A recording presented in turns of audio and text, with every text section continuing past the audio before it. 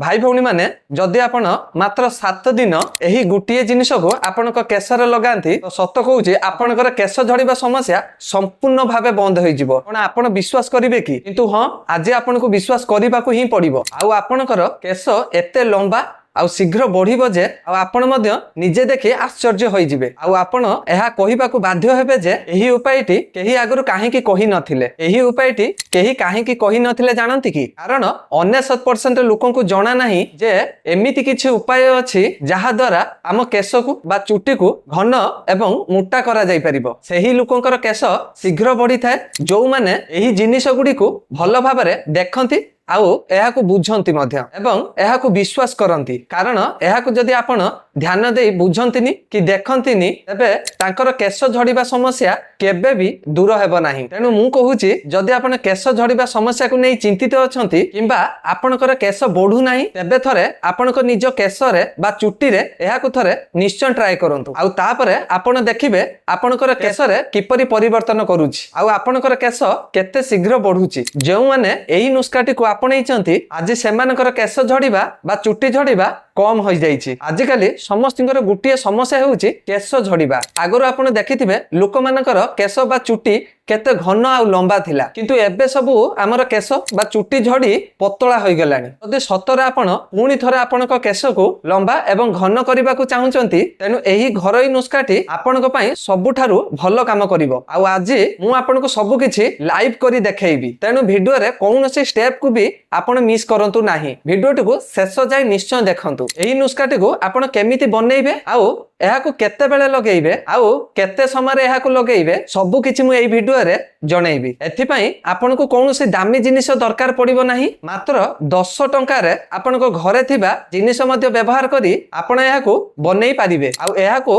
आपण लगेइ सारिला परे आपण निजे कहिबे कि आपणकर केश अर्थ चुट्टीर लुक केमिति बदली जाइछि। तबे वीडियोटी को विलंब न करी चलंतु जानिबा एहाकू प्रस्तुत करिबा किपरि। एथिपई प्रथमे हमकु दरकार गुटिए पाउच शैम्पू। आपनको निज केशरे जे शैम्पू व्यवहार करंती सेइटा ही नै पारिबे किंतु टिके केमिकल फ्री हबा निहाती दरकार। एही उपचारटी को प्रस्तुत करिबा पई आपण एहाकू व्यवहार करि परिबे किंतु जदि आपण एही उपाय रे निजर केशर शैम्पू व्यवहार करंती तबे आपणकर केश झड़िबा समस्या दूर हेबो। एहा सहित जदि आपणकर केशरे बहुत रूपी अछि केश बारंबार छिड़ी जाउची किंबा केश झड़िबा बंद हेउ नाही तबे एही सब समस्या समाप्त होई जिवो। आपनको केवल गुटिए पाउच शैम्पू दरकार पड़िबो। एमिति नुहे जे जदि आपणकर केश टिके लंबा अधिक तबे आपण अधिक शैम्पू नै पारिबे। एथिपई कहूची टिके ध्यान देई बुझंतु एवं ध्यान देई सुनंतु। आपण केवल गुटिए पाउच शैम्पू ही नेबाकू पड़िबो। जदि आपण डब्बा शैम्पू व्यवहार करंती तबे अंदाज रे गुटिए पाउच शैम्पू परिमाण रे कोनोसी एक पात्र किंबा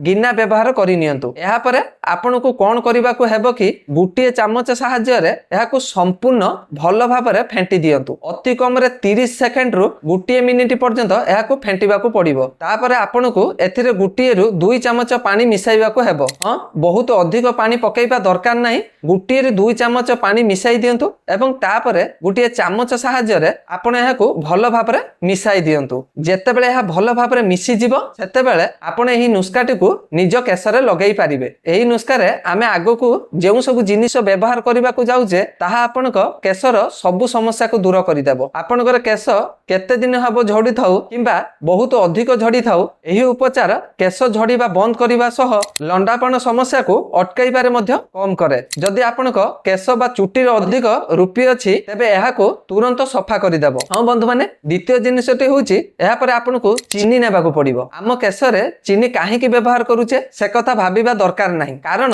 जो माने भी एही उपाय रे चीनी व्यवहार करिसंती सेमानकर केश झड़िबा बंद होई जाइछि। आमे घरे जेउ सब उपचार तयारी करू ताहा पूर्वरु केशरे परीक्षा करा जाय। अनेक लोक एही नुस्का को व्यवहार करिसंती एवं जेतेबेले सेमानकु भल फल मिलिबा आरंभ हैला सेतेबेले जाई मु आपनको एही नुस्काटी विषय रे कहूची। आपण एहाकू व्यवहार करी देखंतु आपणकर केश लंबा बहुत भल हेबो। चीनी ना सुनिने अनेक लोकंक मनकु मिठा कथा आसुतिबो किबा केशरे किछि असुविधा हेबो कि बोली भय लागुतिबो किंतु आपण जम्मा व्यस्त होंतनी। कारण एहा एक परीक्षित नुस्का एथिरे कोनोसी केमिकल व्यवहार करा जाय नाही। आपनको प्रथमे गोटे चामच चीनी नेबाकू हेबो। देखंतु मु एठारे चीनी को टिके गुंड करि देइछि, तेनु आपण मध्ये याको टिके गुंड करि व्यवहार करंतु। आमे पूर्वरु पानी एवं शैम्पू मिसेई जो मिश्रणटी तयारी करि रखिथिले सेथिरे एही चीनी गुंडटुकू मिसेई दियंतु। तापरे आपण याको केसरे लगाई पारिबे, किंतु जेउ भली भाबे कहूछि सेही भली भाबे ध्यान देई सुनंतु। जदि आपणकर केस झड़िबा समस्या को नै चिंतित, तेबे एहा द्वारा सेही समस्या दूर होई जिवो। एहा परे आपणको एक विटामिन ई कैप्सूल नेबाकू पड़िबो। एही कैप्सूल आपणको जे कोनोसी मेडिकल स्टोर रे सहजरे मिलि जिवो। केवल गुटिए विटामिन ई कैप्सूल आपणको केस पई बहुत भलो। एहा आपणको मुंडर चर्म रे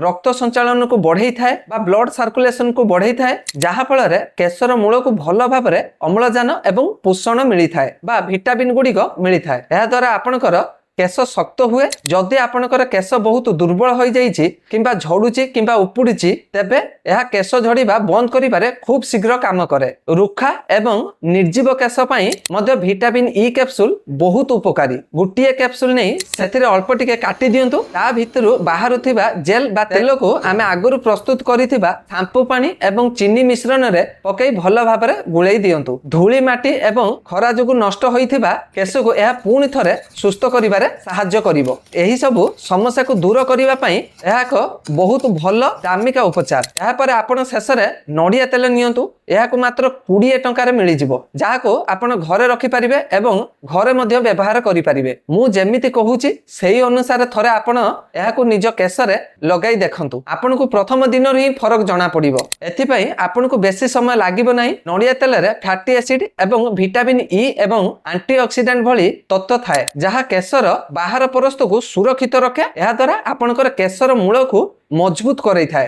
एवं खराब हेबारु बंची थाए। तेनु एही उपचार रे मु जेमिति परिमाण ले नडिया तेल पकेइछि, आपण मध्ये सेतिकी पकांतु। तापरे एहा को चामच रे भलो भाबरे मिसेई दियंतु। भलो भाबरे मिसी गेला परे आपण एही घरोई उपचार पूरा पूरी प्रस्तुत होई जिवो। एथिरे आउ किछि मिसेइबा दरकार नाही। आपण एही घरोई नुस्खा एवं पूरा पूरी प्रस्तुत होई जाइछि। एथिरे आउ किछि मिसेइबा दरकार नाही। आपणकर एही घरोई उपचारटी एबे पूरा पूरी प्रस्तुत होई जाइछि। एबे आसंतु जानिबा एहा को केमिति व्यवहार करिबा। सबुठारु गुरुत्वपूर्ण कथा होउछि एहा को सप्ताह रे मात्र गुटिए रु 2 दिन व्यवहार करिवे। गाधेइबा पूर्वरु एहा को नै निज केसरे मूल रे भलो भाबरे लगांतु एवं आंगुठी आगरे धीरे धीरे मालिश करंतु। मने रखंतु जोर रे घसिबे नाही। बहुत हल्का भाबरे आपनको मुंडर चुटी को मसाज करंतु। एमिति कले चीनी जुग आपनकर मुंडरु रूपी एवं मैला सफा होई जिवो। एथिरे थिबा तेल एवं विटामिन ई कैप्सूल सहजरे केसर मूल को जाई परिबो, जहा द्वारा आपनकर केस